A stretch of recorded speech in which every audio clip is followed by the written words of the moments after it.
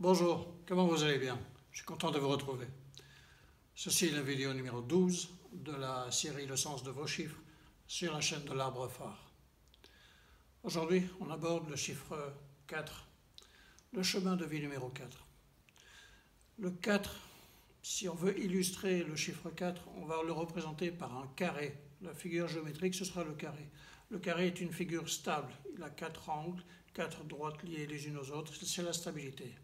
En fait, le chemin de vie 4 représente le travail, le labeur, en continu, la consolidation de ce qu'on a fait auparavant, la recherche presque de la perfection dans le travail.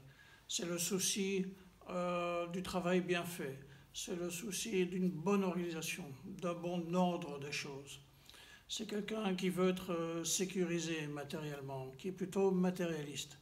Une personne qui a un symbole de vie, un chemin de vie, pardon, numéro 4, dépendant de la date de naissance, bien sûr, c'est quelqu'un qui ne se préoccupe pas trop des choses, je dirais, légères ou des choses... Non, c'est quelqu'un qui est sérieux. C'est quelqu'un qui veut travailler, qui est là pour bouger, qui est là pour s'occuper des choses. OK? A contrario, en négatif, le chemin de vie 4 se caractérise par l'insécurité matérielle.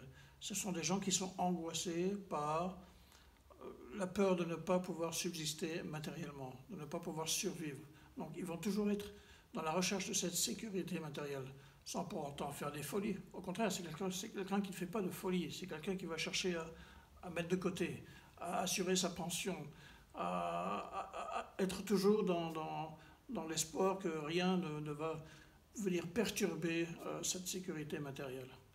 Donc cette peur, cette insécurité matérielle, c'est ce qui caractérise le chemin de vie 4.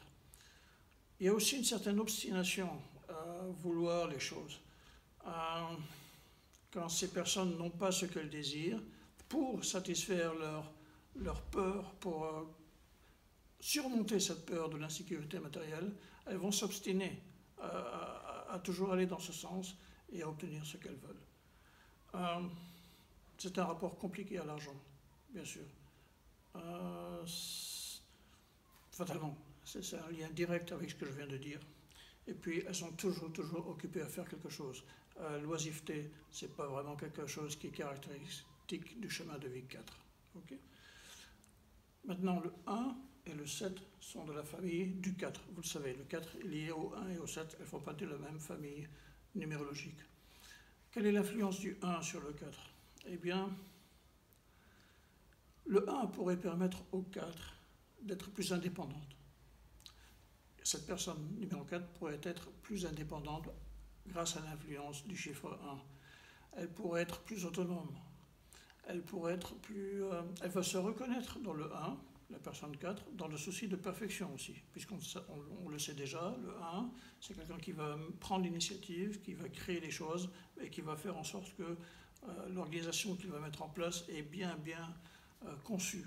C'est un petit peu un trait commun avec le 4 au niveau du perfectionnisme.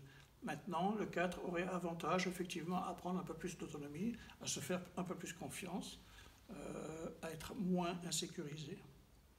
Au niveau du 7, quelle est l'influence du chiffre 7 sur le chiffre 4? Eh bien, c'est la recherche du sacré, la recherche du spirituel.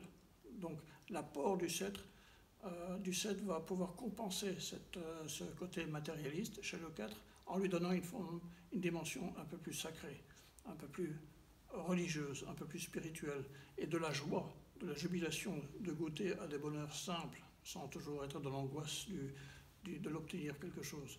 Donc, si le 4 se soucie de temps en temps d'être plus sensible à ce qui l'entoure au niveau du sacré, du spirituel, elle y gagnerait beaucoup.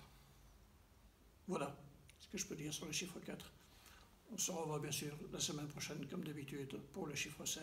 D'ici là, je vous souhaite un très bon moment. Ciao.